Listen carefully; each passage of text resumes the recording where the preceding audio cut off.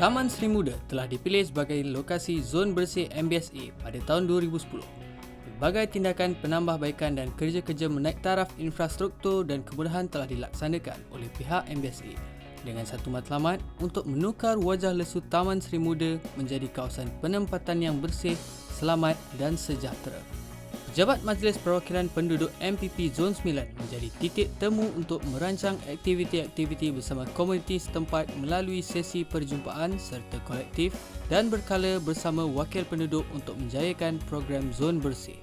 Terlebih dahulu saya nak mengucapkan terima kasih kepada semua terutama Datuk Bandar, pengarah taman, pengarah kejuruteraan, semua pengarah-pengarah sebab apa memilih Seri Muda untuk zon bersih ini. Bila dah ada zon bersih ni, boleh nampak perubahan 100 times better. Sebab apa? Jalan dah banyak turap, pokok dah banyak dicantas, lampu yang tak menyala semua dah menyala. Hasrat saya kat Seri Muda ni nak jadikan Seri Muda ni bandar dalam taman.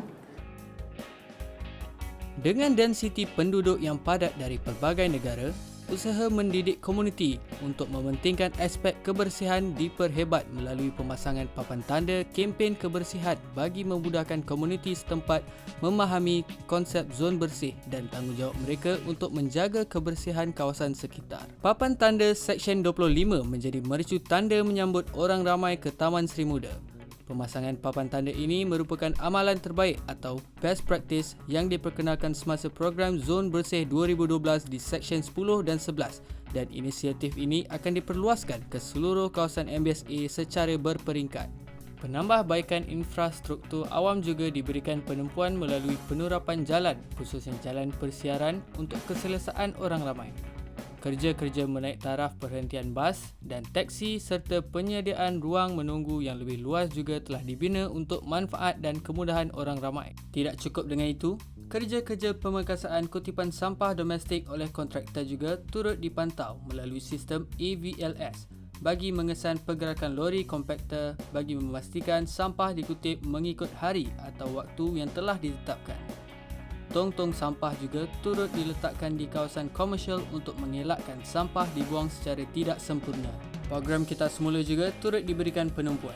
Pusat Kita Semula yang terletak di Jalan Gemilang memudahkan penduduk setempat untuk melupuskan barang yang boleh dikitar semula dan ini sekaligus dapat mengurangkan sampah domestik di tapak pelupusan. Peranan komuniti setempat untuk bersama pihak MBSA menjayakan program Zon Bersih melalui aktiviti gotong royong yang diadakan secara berkala amat membanggakan untuk memastikan kawasan kediaman dan komersial berada di tahap yang terbaik. Kita berterima kasih kepada Majlis Datuk Bandar sendiri yang sudi menghadiahkan 48 batang pokok dan telah ditanam pun. Maka ini yang kita nak memastikan pada komiti bahawa pokok-pokok yang telah diberikan kepada pihak masjid ni perlu kita jaga dan kita memastikan bahawa kalau pokok itu cantik dan tumbuh betul, maka ini salah satu kempen yang berjaya. Saya berterima kasih kepada Datuk Bandar dan juga Ahli Majlis Pandutra menjayakan program Zon Bersih yang baru-baru ini bersama dengan penduduk. Kami harap yang Zon Bersih ini berlarut hingga taman ini didapati bersih dan berkesan dan juga keselamatan diutama jugalah. Saya berharap pihak MPSA juga bekerjasama dengan penduduk, dengan Ahli Majlis, minta dengan Datuk Bandar turunlah kerap kali ke kawasan Taman Seri Muda zaman akan datang biar dia selamat dan jugalah itu je.